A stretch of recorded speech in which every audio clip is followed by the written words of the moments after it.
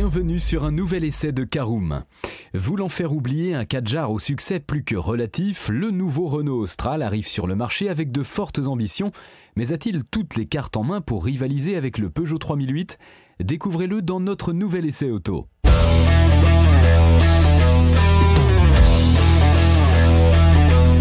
Bonjour et bienvenue pour un nouvel épisode des essais de Caroom.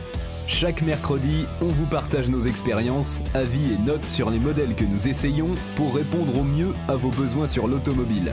Caroom, c'est un comparateur de voitures neuves, d'occasion et de leasing, mais aussi un guide d'achat qui vous accompagne et vous conseille dans toutes vos démarches automobiles. Bonjour à tous et ravi de vous retrouver cette semaine pour un nouvel essai consacré au Renault Austral hybride.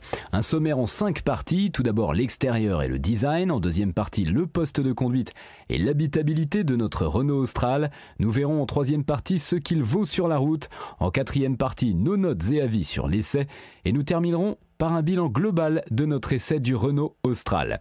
C'est en 2015 que le Renault Kadjar fait son arrivée sur le marché, alors que la firme aux losanges avait besoin d'un grand SUV familial dans son catalogue. Mais malgré une proposition plutôt intéressante, ce nouvel arrivant à l'époque n'a jamais réussi à trouver sa place dans le cœur des clients, alors mis à mal par un 3008 plus récent et aux nombreuses qualités dynamiques vantées par la presse et plébiscitées par le public. Ainsi, le cousin du Nissan Qashqai ne s'est écoulé qu'à 85 261 exemplaires jusqu'en 2022, ce qui est tout de même assez peu pour un modèle généraliste. C'est donc ainsi qu'il s'en est allé, en toute discrétion, laissant alors toute sa place à la star de la marque au lion sur le marché. Mais pas question pour le constructeur basé à Boulogne-Billancourt de s'avouer vaincu. C'est ainsi qu'en mars dernier, celui-ci a levé le voile sur son tout nouvel Austral. Remplaçant indirect du Kadjar donc, ce nouvel arrivant a fait sa toute première apparition devant le public au mois de novembre, à l'occasion de la dernière édition du Mondial de Paris. C'est donc un vent de nouveauté qui souffle sur la marque, alors que son dirigeant Luca de Meo souhaite de toute façon repartir de zéro en renouvelant totalement son catalogue. Le but est alors simple, afficher clairement la montée en gamme de Renault et aller chasser sur les terres de Peugeot avec des modèles plus aboutis. Cela passe alors par un tout nouveau positionnement stylistique inauguré par la Renault Mégane E-Tech avec des lignes plus élégantes et affichant plus de prestance. Une stratégie qui devrait s'avérer gagnante pour le nouveau Renault Austral qui avait alors fait partie des finalistes pour le trophée européen de la voiture de l'année. Un prix finalement remporté par le Jeep Avenger, mais cela n'empêche pas l'Austral de rencontrer un vrai succès. Et pour cause, ce sont déjà plus de 3318 unités qui ont été écoulées, alors même que les premières livraisons ont à peine débuté. Autant dire que cela s'annonce très prometteur pour la nouvelle star de la marque, même si celle-ci est évidemment très séduisante sur le papier, qu'en est-il sur la route ? C'est ce que nous avons voulu savoir en prenant son volant durant quelques jours dans sa version hybride 200 chevaux avec la finition Esprit Alpine qui rencontre un franc succès. On ouvre notre premier chapitre qui concerne l'extérieur et le design du Renault Austral. Une chose est claire avec ce Renault Austral, la marque veut faire table rase du passé et faire oublier l'échec commercial du Kadjar. Ainsi, pas question pour ce nouveau venu de reprendre un design existant, d'autant plus qu'entre-temps l'identité stylistique du constructeur a évolué. Un changement inauguré avec le lancement de la nouvelle Mégane E-Tech, dont le SUV reprend les codes esthétiques. Nous retrouvons alors le tout nouveau logo dévoilé pour la première fois sur le concept R5 électrique dévoilé début 2021. Ce dernier s'inspire alors de l'emblème des années 1970 et se retrouve sur toutes les dernières créations de l'ex-régie. On remarque également les feux en boomerang qui encadrent une calandre totalement repensée et arborant un traitement noir laqué. Celui-ci permet alors de distinguer au premier coup d'œil la finition Esprit Alpine inaugurée sur ce nouvel Austral et qui remplace la GT Line que l'on connaît depuis plusieurs années. Celle-ci est également reconnaissable par ses grandes jantes de 20 pouces ainsi que sa couleur gris satiné exclusive qui peut toutefois être remplacée par une autre teinte du catalogue. Bien sûr, les badges font également partie de la dotation de série, reprenant alors le logo de la firme diepoise. Ce qui peut d'ailleurs être un peu surprenant au premier abord, mais qui s'explique par la volonté de Renault de capitaliser sur le côté passion d'Alpine. Et cela semble fonctionner alors que cette finition représente la moitié des commandes à l'heure actuelle, même si le le SUV n'a pas grand-chose en commun avec la berlinette et surtout pas ses dimensions, avec ses 4,51 m de long pour 1,83 m de large et 1,62 m de haut. L'ensemble est globalement réussi, affichant une belle prestance sous tous les angles, avec une poupe très réussie. On apprécie notamment la signature lumineuse. Il est maintenant temps de nous installer à bord de ce Renault Austral afin de découvrir si le poste de conduite et l'habitabilité du Renault Austral sont aussi inédits que l'extérieur. Eh bien, nous n'avons pas été déçus, bien au contraire. En effet, dès le premier coup d'œil, on remarque que la présentation est totalement inédite par rapport à ce à quoi la marque nous avait habitués. Cependant, nous ne sommes pas dans un habitacle totalement inédit pour autant. En effet, ceux qui connaissent déjà la marque remarqueront que la présentation est très proche de celle de la Renault Mégane E-Tech. Les deux modèles partagent alors de nombreux points communs, ce qui permet de conserver une certaine cohérence au sein de la gamme, tout en réduisant les coûts de développement pour le constructeur. L'ensemble est alors très moderne et fait même preuve d'un brin d'audace, comme le prouve le grand volant à la forme quasiment rectangulaire. Si cela peut sembler étonnant, cela ne gêne en rien la conduite. Les matériaux sont quant à eux très flatteurs, de même que la qualité perçue plutôt bonne, notamment dans sa finition Esprit Alpine qui se distingue par une sellerie mixte. Elle allie alors le tissu effet carbone ainsi que l'alcantara, le tout avec des surpiqûres bleues et de nombreux logos sur les tapis et les appuis-têtes. D'ailleurs, l'emblème de la marque normande est même plus présent que le losange, ce qui peut dérouter les clients.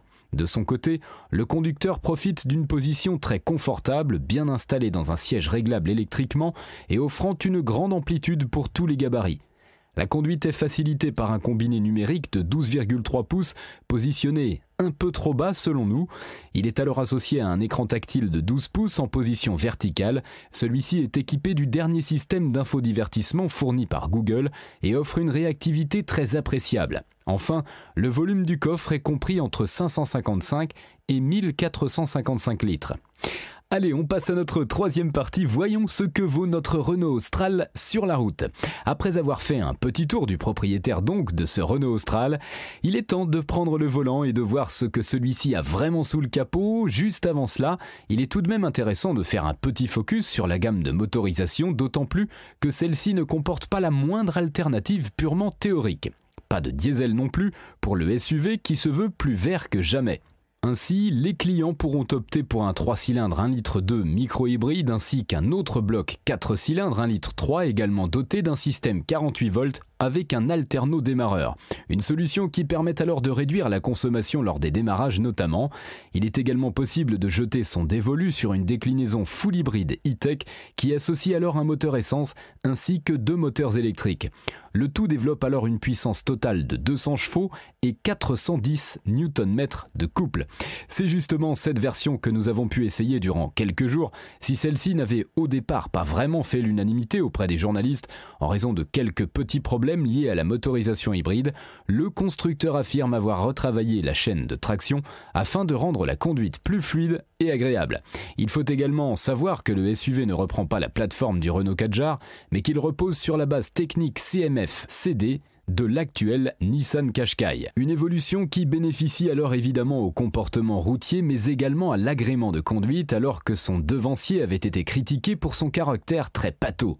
S'il ne faut pas vous attendre à un foudre de guerre et à un véhicule vraiment sportif, il faut tout de même bien se rendre à l'évidence. Le Renault Austral gagne en dynamisme et se révèle très plaisant à conduire au quotidien. Cependant, il est encore loin d'égaler un Peugeot 3008, il faut l'admettre. En effet, la prise de roulis demeure tout de même très présente en raison d'un amortissement plutôt typé confort et d'un poids élevé, et ce malgré les batteries installées sous le plancher abaissant le centre de gravité. De plus, la motorisation hybride rajoute tout de même pas mal de kilos sur la balance par rapport à un modèle 48 volts et cela se ressent dans les courbes. Cependant, on appréciera les suspensions ainsi que la direction très souple, bien qu'elle manque cruellement de remontée d'informations.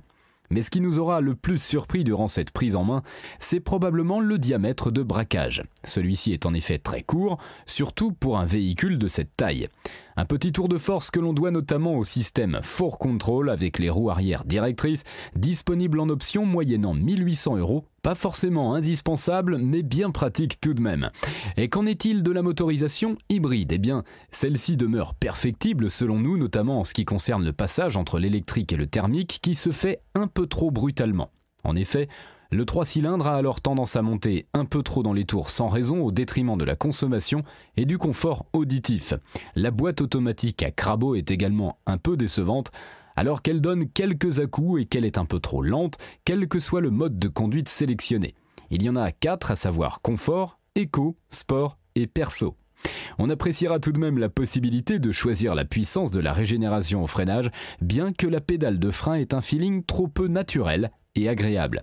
À noter que la voiture n'est pas rechargeable, mais que la batterie se remplit à la décélération et dans les descentes. Alors voilà pour ce petit tour en Renault Austral, on passe à nos notes et avis sur l'essai, 4 catégories en lice, esthétique, conduite, praticité et rapport qualité-prix, avec une note sur 5 pour chacune d'entre elles. En esthétique, vous l'avez bien compris, c'est un 5 sur 5 totalement repensé par rapport au Kadjar, l'Austral est très réussi sur le plan esthétique. En conduite, 4 sur 5, confortable et polyvalent, le SUV gagnerait à être un peu plus dynamique et à améliorer sa motorisation hybride. En praticité, c'est également un 5 sur 5 avec son grand coffre et ses nombreux rangements, le Renault Austral est parfait pour les familles. Enfin, rapport qualité-prix 4 sur 5, affiché à partir de 34 000 €, l'Austral offre de très bonnes prestations globales. Voilà, c'est l'heure de faire un bilan global de notre essai du Renault Austral. Renault fait un grand bond en avant avec ce nouvel Austral qui marque une toute nouvelle étape et qui permet d'oublier l'échec cuisant du Kadjar. Tout a été revu, que ce soit le style, le poste de conduite ou encore le système d'infodivertissement ou la motorisation. Et dans l'ensemble, le SUV hybride est plutôt convaincant, même si certains aspects demeurent perfectibles, notamment la boîte de vitesse à crabot. L'agrément de conduite est en nette amélioration, mais là encore, il mérite de gagner un peu plus en dynamisme afin de pouvoir être à la hauteur du Peugeot 3008, qui demeure la référence sur le segment. En tout cas, on salue le travail de la marque aux losanges et on peut déjà dire que cet Austral va se vendre à la pelle au cours des prochains mois.